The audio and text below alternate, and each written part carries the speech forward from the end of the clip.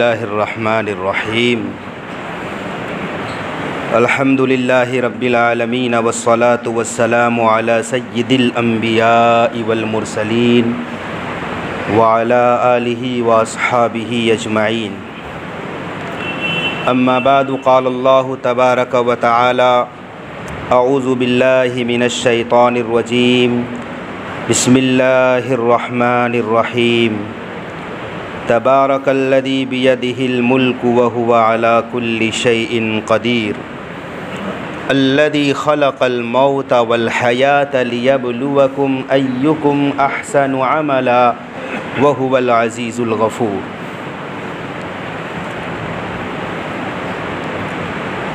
حضرات معزز و مکرم سامعین کرام، سورہ ملک کی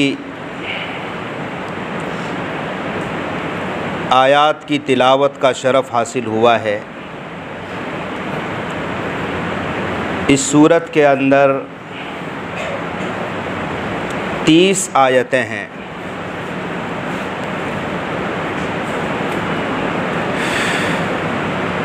انتیسویں پارے کا آغاز اسی سورت سے ہوتا ہے۔ کوشش کروں گا کہ ایک رکوع جو 14 آیات پر مشتمل ہے، کچھ مفہوم آپ کے سامنے پیش کیا جائے۔ قرآن حکیم فرماتا ہے تبارک الذی بیدہ الملک۔ اس سورت کی فضیلت پہلے سن لیں کہ اس سورت کی فضیلت یہ ہے کہ پیارے آقا صلی اللہ علیہ وسلم کا ارشاد ہے کہ میرا دل چاہتا ہے کہ یہ سورہ ہر مومن کے سینے میں رہے۔ اور سورہ یاسین شریف کے بارے میں بھی کچھ اسی طرح کا ارشاد ہے۔ اس سورت کا نام سورہ واقعہ، سورہ منجیہ بھی ہے۔ یہ سورت اللہ کے عذاب سے روکنے والی ہے۔ تنجیہ من عذاب القبر، یہ سورت عذاب قبر سے بھی بچاتی ہے۔ چنانچہ ترمذی شریف میں ایک حدیث ہے کہ اس سورت نے ایک شخص کی سفارش کی اور اس شخص کی مغفرت ہو گئی۔ ہمارے آقا صلی اللہ علیہ وسلم کا معمول تھا کہ آپ صلی اللہ علیہ وسلم روزانہ ہر رات سونے سے پہلے اس سورت کی تلاوت فرماتے تھے۔ چنانچہ ارشاد ہے تبارک الذی بیدہ الملک، بابرکت ہے وہ ذات، وہ اللہ جس کے قبضے قدرت میں ساری سلطنت ہے، سارا ملک ہے۔ تبارک الذی، یہ مبالغے کا صیغہ ہے۔ تبارک، بہت زیادہ برکت والی ہے وہ ذات، یعنی تمام چیزوں میں برکتیں ڈالنے والا اللہ ہے۔ ہر قسم میں، ہر طرح کی برکتیں جو ذات ڈالتی ہے اس ذات کا نام اللہ ہے۔ چنانچہ ہم درود شریف کا جو دوسرا جز ہے، دوسرا پارٹ ہے، ہم اس میں یہی کہتے ہیں اللہم بارک علی محمد، اے اللہ برکت نازل فرما محمد صلی اللہ علیہ وسلم پر۔ تو محمد صلی اللہ علیہ وسلم پر برکت نازل کرنے والی ذات اللہ کی ہے۔ ہر چیز میں برکتیں وہی ڈالتا ہے۔ اسی لیے حدیث پاک میں ہے کہ جب بھی کھانا شروع کرو تو بسم اللہ پڑھ کر کھانا شروع کرو، اللہ تبارک و تعالیٰ کی نام کی برکت اس میں آ جائے گی اور کھانے میں اضافہ ہو جائے گا۔ تو تبارک الذی بیدہ الملک، اللہ کی ذات بابرکت ہے جس کے قبضے میں تمام سلطنت ہے۔ یہاں بیدہ الملک، اللہ کے ہاتھ میں ہے۔ ید کے معنی ہاتھ، لیکن تمام مفسرین ید کے معنی قبضے قدرت فرماتے ہیں کہ اللہ تبارک و تعالیٰ کی ذات ہاتھ، پیر، آنکھ، کان، دل، دماغ سے ماورا ہے۔ اللہ کیسا ہے یہ ہمارے ذہن میں سما نہیں سکتا، اور اس چیز کا خیال کہ اللہ کیسا ہے شریعت نے روک لگا دی ہے۔ تم سوچنا بھی نہیں کہ اللہ کیسا ہے۔ ہاتھ ہے، پیر ہے، دل ہے، دماغ ہے، ان تمام چیزوں سے اللہ کی ذات ماورا ہے، بہت اوپر ہے، بہت بلند ہے۔ بس ہمیں یہ صرف حکم دیا گیا کہ تمہارا خالق و مالک ہے، اس کے اوپر ایمان لانا ضروری ہے، تفصیل میں نہیں جانا ہے۔ بیدہ الملک، بابرکت ہے وہ ذات جس کے قبضہ قدرت میں تمام سلطنت ہے، تمام ملک ہے۔ چنانچہ دوسری جگہ ارشاد ہے قل اللہم مالک الملک تؤتی الملک من تشاء وتنزع الملک ممن تشاء، آپ جسے چاہیں ملک اور سلطنت دے دیں اور جس سے چاہیں آپ چھین لیں، ہر قسم کا اختیار آپ کے ہاتھ میں ہے۔ ایک شخص کو ملک مل گیا، وزیر اعظم بن گیا، بادشاہ بن گیا، تو پھر آگے خطرہ بھی لاحق ہوتا ہے، پتہ نہیں یہ ملک، یہ سلطنت، یہ بادشاہت ہمیشہ کے لیے ہے یا چھن جائے گی۔ اللہ تبارک و تعالیٰ کے قبضے قدرت میں تمام سلطنت ہے، وَهُوَ عَلَىٰ كُلِّ شَيْءٍ قدیر، وہ ہر چیز کے اوپر قدرت رکھتا ہے، اللہ کے ہاتھ سے کوئی چھین نہیں سکتا۔ کل بھی اللہ ہی کے ہاتھ میں تمام سلطنت تھی، آج بھی اللہ ہی کے ہاتھ میں ہے اور کل بھی اللہ ہی کے ہاتھ میں رہے گا۔ اس دنیا میں بھی حکومت اللہ کی اور اس دنیا کے بعد آخرت میں بھی حکومت اللہ ہی کی ہے۔ حقیقی بادشاہ اللہ تبارک و تعالی ہے، وہ جسے چاہے بادشاہت میں سے کچھ تصرف دے دیتا ہے دنیا میں اور جسے چاہے غریب بنا دیتا ہے۔ آج بادشاہ ہے کل فقیر ہے، آج امیر ہے کل غریب ہے، یہ تو الٹ پھیر اللہ کے ہاتھ میں ہے، اللہ کے قبضے قدرت میں ہے۔ الذی خلق الموت والحیاہ، وہ ذات ایسی ہے جس نے موت اور زندگی کو پیدا کیا، موت اور زندگی کو، پہلے زندگی ہوتی ہے پھر موت آتی ہے۔ یہاں قرآن کا اسلوب دیکھو، الذی خلق الموت، جس نے موت کو پیدا کیا اور زندگی کو پیدا کیا۔ پہلے موت کا ذکر ہے پھر زندگی کا ذکر ہے، اشارہ اس طرف ہے کہ ایک مرد مومن کو ہمیشہ موت ذہن میں رکھ کر زندگی گزارنی چاہیے کہ اگر آخرت کی تیاری کرنی ہو تو جب تک موت کا ذہن میں خیال نہیں ہوگا، ذہن میں موت کو رکھ کر زندگی نہیں گزارے گا، تب تک آخرت کی تیاری مشکل ہے۔ اسی لیے موت کو پہلے ذکر کیا، زندگی کو بعد میں ذکر کیا۔ اور اس کا ایک مطلب یہ بھی ہے کہ موت کے معنی مر جانا نہیں، موت کے معنی مٹ جانا نہیں ہے، بلکہ موت ایک ذریعہ ہے جو جسم اور روح کے درمیان تعلق، کنیکشن کو ختم کر کے اس روح کو دوسری دنیا میں منتقل کرتی ہے، اس کا نام موت ہے۔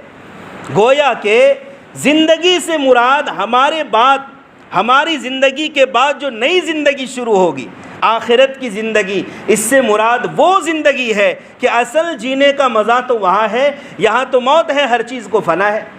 کل من علیہا فان، جو چیز بھی ہے یہاں اللہ کے علاوہ سب کو فنا ہے۔ جس نے پیدا لیا ہوا ہے اور جس نے جنم لیا ہے، ہر ایک کو فنا ہونا ہے، اور باقی رہنے والی ذات صرف ایک اللہ کی ذات ہے جس کو کبھی فنا نہیں ہے۔ میرے بھائیو، اس دنیا میں انسان زندگی بھر سیکھتے رہتا ہے۔ مثال کے طور پر کل ہم اور آپ بچے تھے، گرتے تھے، پڑھتے تھے، چلتے تھے، کھیلتے تھے، پھر جوان ہوئے، شادی ہوئی، پھر ہمارے بچے ہو گئے، پھر بچوں کی پرورش، ایک بچے کو پالا، اس میں کتنی کٹھنائی، مشکلیں ہوتی ہے، پھر دوسرا بچہ پیدا ہوا، کچھ آسانیاں ہوتی ہے، پھر اس بچے کی پرورش میں ہمارے بچے جوان ہو گئے اور ہم بوڑھے ہو جاتے ہیں۔ زندگی سیکھنے میں ہی گزر جاتی ہے۔ اب یہ وقت تھا کہ عیش کریں، اب یہ وقت تھا کہ انجوائے کریں ہم، اب راحت آرام ہو، کیونکہ ہم نے سیکھ لیا۔ میرے بھائیوں، زندگی بھر سیکھو، سیکھنے ہی کی چیز ہے، اور آرام اور عیش کہاں کرنا ہے؟ آخرت ہے، جنت ہے، یہاں عیش ہے ہی نہیں، کسی بھی پہلو میں عیش نہیں ہے، آرام نہیں ہے۔ ہر عیش کے بعد وقتی طور پر آرام ہے، پھر تکلیف ہے، پھر مصیبت ہے۔ یہاں سیکھو، بچپن سے لے کر بڑھاپے تک انسان کچھ نہ کچھ سیکھتے رہتا ہے، اور اس امید پر سیکھتا ہے اب ہمیں عیش کرنے کو ملے گا، اب مجھے راحت ملے گی، اب آرام ملے گا. لیکن یاد رکھو آرام ہے ہی نہیں، اس دنیا میں آرام ہے ہی نہیں.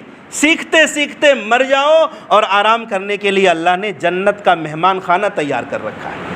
الذی خلق الموت والحیاۃ، وہ ذات ایسی ہے جس نے موت اور زندگی کو پیدا کیا. موت اور زندگی کے فلسفے کو کیوں پیدا کیا؟ کیوں انسان زندہ ہوتا ہے، کیوں مر جاتا ہے؟ لِيَبْلُوَكُمْ أَيُّكُمْ أَحْسَنُ عَمَلًا. کیا مقصد بتایا ہے اللہ نے؟ زندگی اور موت کا کتنا پیارا مقصد بتایا، کتنا اہم مقصد بتایا کہ ہم نے موت اور زندگی کو اس لیے پیدا کیا تاکہ ہم دیکھیں، آزمائیں، امتحان لیں اپنے بندوں کا کہ کس کا عمل زیادہ اچھا ہے. لِيَبْلُوَكُمْ أَيُّكُمْ أَحْسَنُ عَمَلًا. زندگی موت کو اس لیے بنایا تاکہ ہم دیکھیں تم میں سے کس کا عمل زیادہ اچھا ہے. جن لوگوں نے اس دنیا میں اللہ کو نہیں مانا، بدماشیاں کی، گناہوں سے زندگی آلود ہے، اللہ تعالیٰ نے موت کے بعد اسے سزا دینی ہے. اور جس نے اچھا عمل کیا، اللہ کو مان کے زندگی گزارا، نبی کریم صلی اللہ علیہ وسلم کے سیرت پر، سنت پر عمل پیرا ہوا، نیک صالح اعمال کیے، مرنے کے بعد اللہ تعالیٰ انہیں جزا دینا ہے، بدلہ دینا ہے. اسی لیے موت و زندگی کا فلسفہ ہے. یہاں ایک نقطہ یہ بھی ہے، اللہ کہہ رہا ہے لِيَبْلُوَكُمْ أَيُّكُمْ أَحْسَنُ عَمَلًا. یہ نہیں کہا اکثر عملا، تاکہ ہم آزمائے بندوں کو کہ کس کا عمل زیادہ ہے، یہ نہیں فرمایا. نیک عمل کس کا زیادہ ہے یہ نہیں فرمایا، فرمایا احسن عملا، کس کا عمل زیادہ اچھا ہے. پتہ یہ چلا کہ زیادہ عمل اور اچھا نہ ہو تو وہ بھی بیکار ہے. عمل تھوڑا ہو مگر اچھا عمل ہو، یہ اللہ تبارک و تعالیٰ کے یہاں قابل قبول ہے. اور اس لیے بھی کل قیامت کے دن اعمال کی گنتی نہیں ہوگی، اعمال کا وزن ہوگا. وَالْوَزْنُ يَوْمَئِذٍ الْحَقُّ. قیامت کے دن وزن بھی ایک حقیقت چیز ہے، ہر عمل کا وزن ہے، عمل کی گنتی ہے ہی نہیں. کل قیامت کے دن یہ نہیں کہا جائے گا کہ کس بندے کا عمل زیادہ ہے، گنتی کرو گنتی کرو، فلاں کا عمل 1000 ہے، 1 کروڑ ہے، 1 لاکھ ہے، ایسا نہیں ہے. قیامت کے دن ہر عمل کا وزن ہوگا، اور وزن بھی اخلاص کے ساتھ ہوگا. جس عمل میں خلوص، اللہ کے لیے اس عمل کو کیا تھا، اس کا وزن بڑھ جائے گا، اور جس عمل میں اخلاص نہیں ہوگا اس کا وزن ہلکا ہوگا. تو میرے بھائیوں، اخلاص کے ساتھ عمل، اچھا عمل کسے کہتے ہیں؟ احسن عملا. اللہ فرماتا ہے کہ ہم نے موت زندگی کو اس لیے پیدا کیا تاکہ ہم آزمائیں کہ کس کا عمل زیادہ اچھا ہے. تو زیادہ اچھا عمل کس کو کہتے ہیں؟ زیادہ اچھا عمل اس کو کہتے ہیں جس میں 2 چیزیں پائی جائیں. کسی بھی عمل کے اندر 2 چیزوں کا پایا جانا ضروری ہے، تبھی وہ احسن عمل ہوگا، اچھا عمل ہوگا. اگر ان دونوں میں سے ایک نہیں ہے تو وہ اچھا عمل نہیں ہے. نمبر 1، اچھا عمل اسے کہیں گے جس میں صرف اللہ کے لیے عمل کیا جائے. یہ پہلی شرط ہے، عمل ہو اللہ کے لیے ہو. اگر اللہ کے لیے عمل نہیں ہے، دکھلاوے کے لیے ہے، شرک کے لیے ہے، تو وہ احسن عمل نہیں ہے، اس کا وزن ہے ہی نہیں. کل قیامت کے دن جس کو دکھلانے کے لیے نیک عمل کیا تھا، اللہ کہے گا جاؤ اسی سے بدلہ مانگو، اسی سے ثواب مانگو جسے تم نے دکھلانے کے لیے عمل کیا. چنانچہ صحیح حدیث میں وارد ہے کہ کل قیامت کے دن ایک شہید کو بلایا جائے گا جس نے راہ خدا میں اپنی جان دے دی، اور اللہ پاک پوچھے گا بتاؤ میرے لیے کیا کیا؟ وہ کہے گا یا اللہ، راہ خدا میں، تیری راہ میں نے اپنی گردن کھٹا دی، لڑتے لڑتے شہید ہو گیا. اللہ کہے گا مجھے معلوم ہے تو نے شہادت کا مقام کس لیے پایا، تو نے تو دکھلاوے کے لیے کہ لوگ تمہیں بڑا بہادر کہیں گے اس لیے تو شہید ہوا تھا. اور فرشتے کو حکم ہوگا کہ جاؤ اسے گھسیٹ کر جہنم میں لے جاؤ. دوسرا، ایک سخی کو بلایا جائے گا جس نے دنیا میں ہر نیک عمل میں، ہر نیک کام میں انہوں نے مال خرچ کیا، بڑی فیاضی تھی، لوگوں کو کھلانا تھا، ہر نیک عمل میں، مسجد میں، مدرسے میں وہ للہ رقم خرچ کرتا تھا، غریبوں میں، محتاجوں میں بھی دیتا تھا۔ اللہ پاک پوچھے گا بتاؤ تو نے میرے لیے کیا کیا؟ وہ کہے گا کہ کوئی بھی کار خیر ایسا نہیں جس میں میں نے مال خرچ نہ کیا ہو، دائیں سے بائیں سے، آگے سے پیچھے سے، ہر طرف سے خرچ کیا۔ اللہ کہے گا یقیناً تو نے خرچ کیا ہے لیکن میرے لیے نہیں کیا، تو نے تو دکھلاوے کے لیے کیا کہ لوگ تمہیں سخی کہیں گے، فیاض کہیں گے، اور یہ دنیا میں کہا جا چکا۔ حکم ہوگا کہ اسے بھی جہنم میں لے جا۔ تیسرا، اس عالم دین اور قاری قرآن کو بلایا جائے گا، پوچھا جائے گا کہ تو نے کیا کیا؟ وہ کہے گا یا اللہ میں نے قرآن کی تلاوت کی، رات میں بھی دن میں بھی، مسئلے مسائل میں پڑھا رہا۔ اللہ کہے گا کہ تو نے اس لیے کیا تھا، قرآن اس لیے پڑھا تھا کہ لوگ تمہیں قاری کہیں گے، عالم اس لیے بلا تھا کہ تو لوگ تمہیں علامہ کہیں گے، اور وہ دنیا میں کہا جا چکا۔ اور حکم ہوگا اور اسے بھی جہنم میں گھسیٹ کر لے جایا جائے گا۔ پتہ یہ چلا احسن عمل، اچھا عمل کے لیے پہلی شرط یہ ہے کہ وہ عمل اللہ کے لیے ہو، کسی قسم کا دکھلاوا نہ ہو۔ نمبر دو، دوسری شرط نیک عمل کے لیے، اچھا عمل کے لیے، کہ وہ عمل اللہ کے لیے ہو اور رسول اللہ صلی اللہ علیہ وسلم کے طریقے کے مطابق ہو۔ عمل اچھا ہے، اللہ کے لیے کر رہا ہے، لیکن نبی کے طریقے سے ہٹ کر کر رہا ہے، تو وہ عمل احسن عمل نہیں ہے۔ تو اچھا عمل ہونے کے لیے اللہ تبارک و تعالیٰ کے لیے نیت ہونی چاہیے، اور اللہ کے رسول صلی اللہ علیہ وسلم کے طریقے پر وہ عمل ہونا چاہیے۔ تو اللہ کہتا ہے کہ ہم نے زندگی موت اس لیے بنائی کہ ہم دیکھیں کہ لوگوں کا عمل کیا ہے، تم میں سے کس کا عمل زیادہ اچھا ہے۔ وَهُوَ الْعَزِيزُ الْغَفُورُ، وہ اللہ بڑی زبردست ہے اور بڑا معاف کرنے والا بھی ہے، گناہوں پر سزا دے گا اور اللہ چاہے گا تو بڑی مغفرت کرنے والا ہے۔ الَّذِي خَلَقَ سَبْعَ سَمَاوَاتٍ طِبَاقًا، اللہ کی قدرت ہے، بیان ہو رہا ہے۔ وہ اللہ کی ذات ایسی ہے جس نے 7 آسمان کو طبق در طبق بنایا، اوپر تلے بنایا، اوپر نیچے بنایا۔ ہر آسمان کے بیچ میں خلا ہے، ایک آسمان سے دوسرے آسمان کے بیچ 500 سال کے چلنے کی مسافت ہے۔ یہ بالکل ایسا چپک کے نہیں ہے، جس طرح ہماری زمین ہے، 7 طبق زمین ہے، تو اس کے اندر جو فاصلہ ہے آسمانوں جیسا فاصلہ نہیں ہے۔ آسمان اپنے اندر وسعت رکھتا ہے، ایک آسمان سے دوسرے آسمان کی دوری 500 سال ہے، اور ہر آسمان کے اوپر جو دوسرا تیسرا آسمان ہے، نیچے والے آسمان سے اوپر والا آسمان بڑا ہے، وسعت کے اعتبار سے پھیلاؤ زیادہ ہے، پھر اوپر والا آسمان اس سے زیادہ پھیلاؤ رکھتا ہے۔ الذی خلق 7 سماوات طباقا ما تری فی خلق الرحمن من تفاوت، کیا دعویٰ کیا ہے اللہ نے کہ تم اللہ کی بناوٹ میں، اللہ کی پیدا کردہ چیزوں میں نقص اور کمی نہیں نکال سکتے۔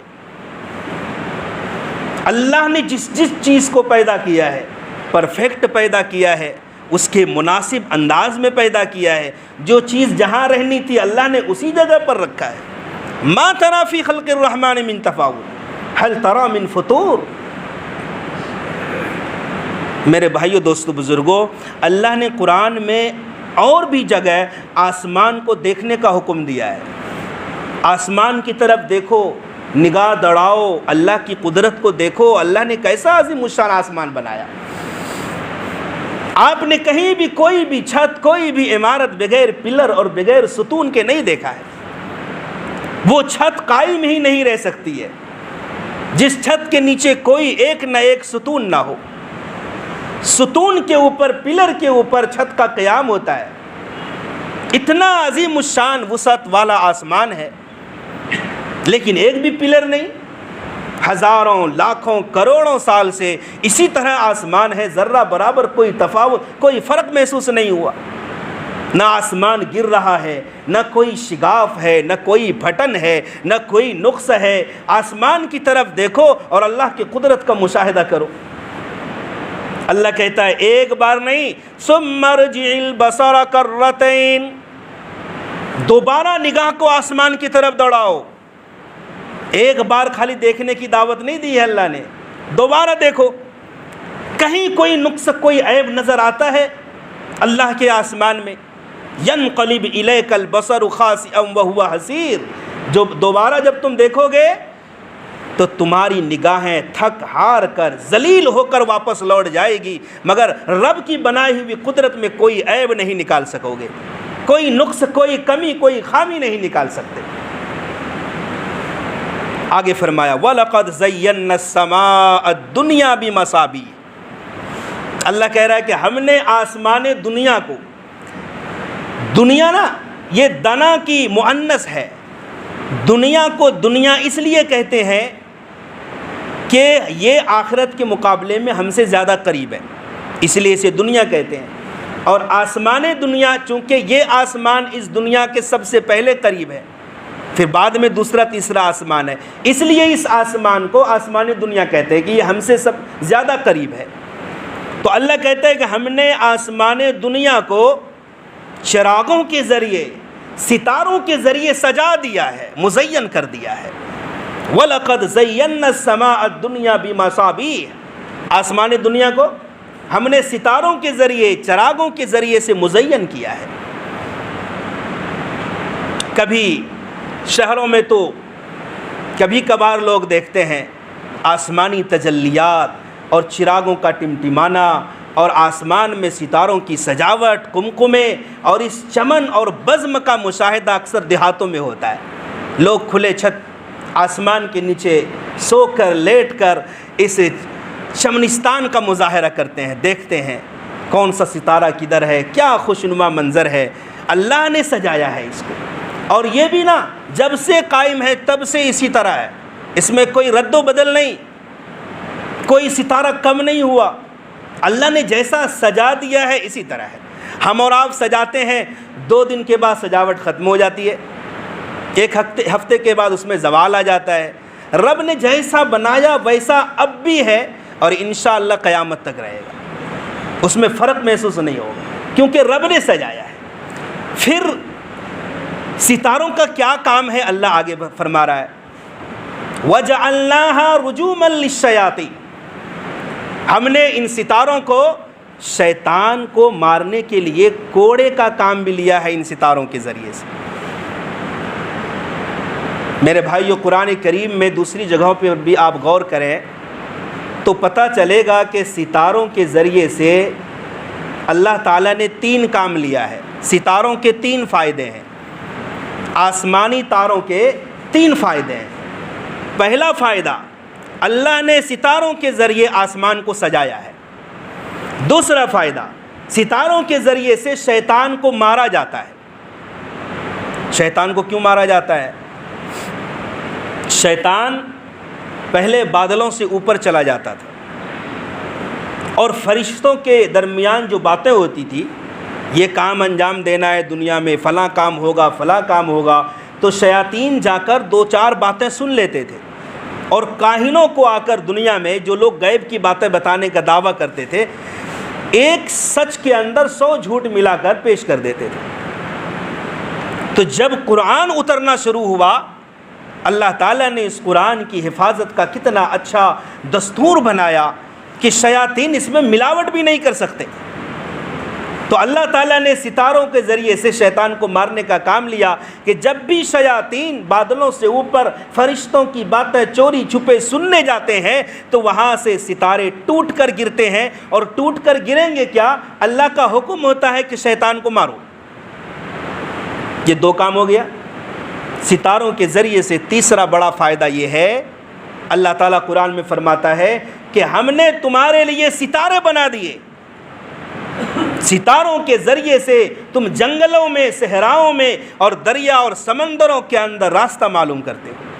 یہ بڑا فائدہ ہے.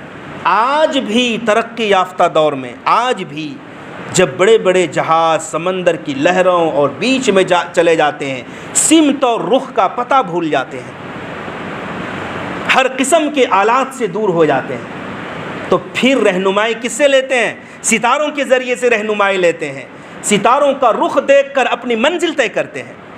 اسی طرح جو لوگ صحراؤں میں پھنس جاتے ہیں، جنگلوں کے اندر راستوں کا سمت اور رخ بھول جاتے ہیں کہ کس ڈگر پر چلنا ہے، کس رخ پر چلنا ہے، تو وہاں پھر رہنمائی کس سے لیتے ہیں؟ ستاروں کے ذریعے سے لیتے ہیں۔ یہ بڑا فائدہ ہے۔ ایک بات یہاں یہ بھی عرض کر دوں، پیارے آقا صلی اللہ علیہ وسلم نے فرمایا اصحابی کالنجوم، میرے تمام صحابہ ستاروں کی مانند ہیں۔ اللہ اکبر۔ میرے تمام صحابہ کہتے ہیں جس نے نبی کی صحبت پائی ہو، چاہے وہ نابینا ہی کیوں نہ ہو، نبی کی سنگت، نبی کی صحبت میں ایک پل جس نے گزار لیا وہ صحابی رسول ہے۔ موت ایمان پر ہو، ایمان کی حالت میں دیکھا ہو، اور ایک پل نبی کی صحبت میں گزار لیا، اس کا مقام کیا ہے؟ اصحابی کالنجوم، میرے تمام صحابہ ستاروں کی مانند ہے۔ ستاروں سے 3 فائدے، صحابہ سے بھی 3 فائدے۔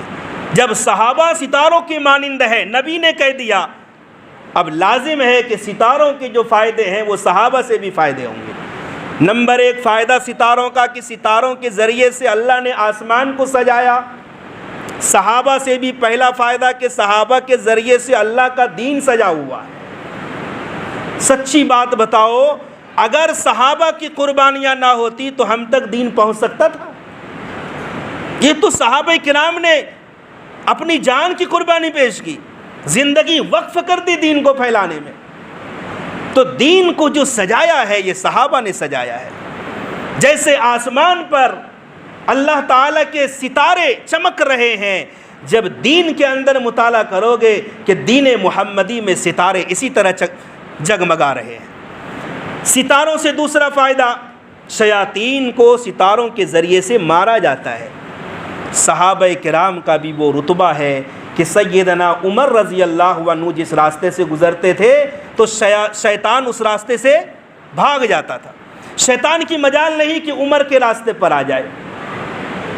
ستاروں کا تیسرا فائدہ، لوگ دریاؤں میں، سمندروں میں، صحراؤں میں ستاروں کے ذریعے سے راستہ کا رخ معلوم کرتے ہیں۔ جنت کا راستہ اگر معلوم کرنا ہے، اللہ تک پہنچنے کا راستہ اگر معلوم کرنا ہے تو کس کے ذریعے سے معلوم ہوگا؟ صحابہ کرام کے ذریعے سے، جو قرآنی علوم کے حامل تھے، جو احادیث نبویہ کو ڈائریکٹ اپنے سینے میں منتقل کرنے والے تھے، جنہوں نے نبی سے قرآن کو لیا، جنہوں نے نبی سے حدیث کو لیا، سنتوں کو لیا اور قیامت تک آنے والی امتوں کے درمیان پھیلا دیا۔ تو جنتی راستہ بھی کہاں سے ملے گا؟ صحابہ کرام کی ذات سے ملے گا۔ اللہ تبارک و تعالی عمل کی توفیق عطا فرمائے۔